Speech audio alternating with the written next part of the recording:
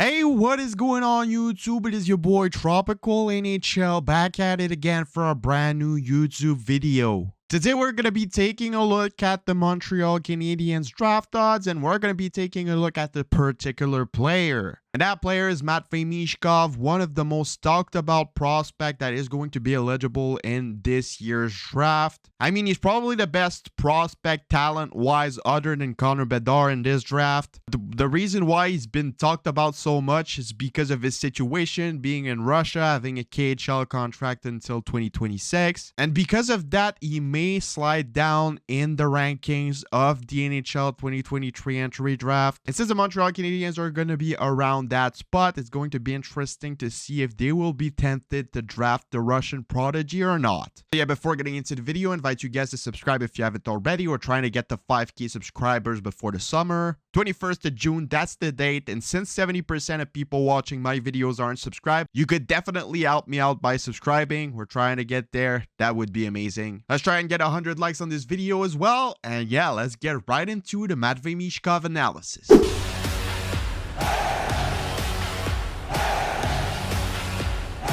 So yeah, first thing first, we're going to take a look at Matvei Michkov's statistics so far in the KHL this year. So Matvei Michkov this year in the KHL playing with Sochi HC has gotten 20 points in 27 games.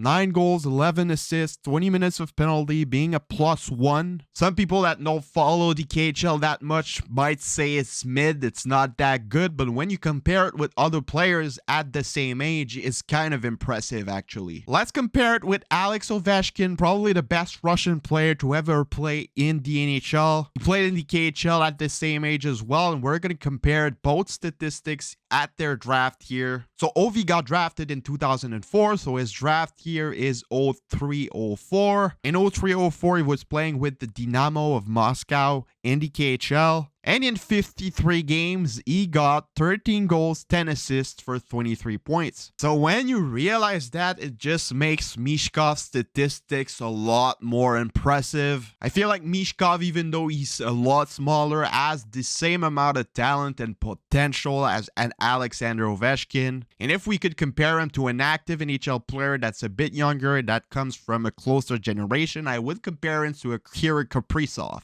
So because of his situation, being in Russia, being a Russian player with the geopolitical situation that's going around with the war in Ukraine and all of that, will he get engaged to go in the military? His father got murdered a couple of weeks back. He has a contract with St. Petersburg in the KHL until the end of the 2025-2026 season. Some people say that he's going to play in Russia until then and he's going to make the jump in the NHL after. Some people might say he will stay in Russia because he's scared of leaving for his family. I mean, you saw it. His father got murdered. So it's a pretty scary situation, and Russia is not in a good spot at the moment. So the top 5 teams might be tempted on not drafting him because of all of those situations. I mean, it's still a possibility that Michkov just goes and just like be like, all right, F that. I'm leaving Russia. I'm joining North America next year. But it's really, really unlikely because he still has a lot of family over there in Russia, and that would make it dangerous for them. So he might slide a lot in the draft rankings, and he might be available around the Canadiens spot. Because when you look at the Montreal Canadiens odds for the draft lottery, they have an 8.5% chance of drafting first, an 8.6% chance of drafting second. So it overall goes to a 16-17% chance of drafting top 2, which is actually pretty good. If they draft top 2, it's going to be either Connor Bedard or Adam Fantilli, and it would be the best case scenario. That's what we're hoping for. They also have a 0.3 chance of drafting third overall. 24.5 at 5, 44% at 6, and 14.2 at 7. For me personally, 3 and 4th overall are impossible. 0.3 at 3rd overall and 0% chance of getting the 4th overall. We can't forget that. They're not getting 3rd or 4th overall. If they get the top 2, it's either going to be Bedard at 1st overall or Fantilli at 2nd. Those are lock. If they end up getting the 5th overall, it's either going to be Benson or Smith. Same thing for the 6th overall, logically. But if they end up being unlucky, worst case scenario, they get the 7th overall, that would probably mean that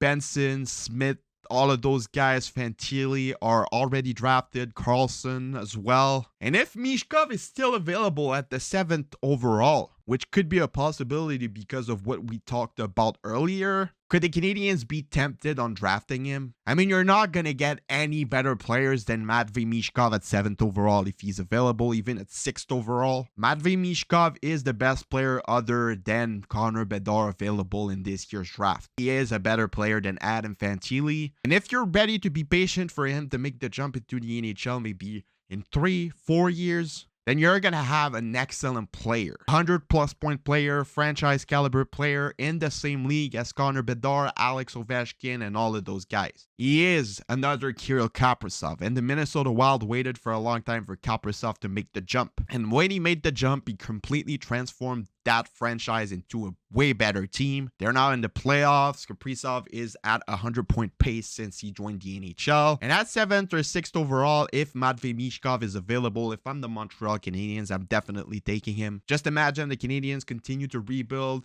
In 3 or 4 years, they're ready to make the playoffs. And you have a Michkov that just comes right away, be that franchise talent on your team, and he just takes you to a whole other level. So for me personally, if the Habs end up getting the 6th or 7th overall and Michkov is still available at that spot, I'm definitely at least considering on drafting him. We have Nick Bobrov as the head of scouts, so he could be tempted as well. Would you guys do it? Would you guys take Michkov, or would you guys take Rainbacker at the 7th overall maybe? For me personally, it's easily Michkov. I know he's not going to make the jump right away. I know there's a lot of uncertainties with him, but I'm ready to take out the risk because this guy is going to be something else when he will make the jump in the NHL. So yeah, let me know what you guys all think about this in the comments below. Leave a like, subscribe, share, do anything you want. And it's been your boy Tropical NHL. Have a nice rest of your day, and bye-bye.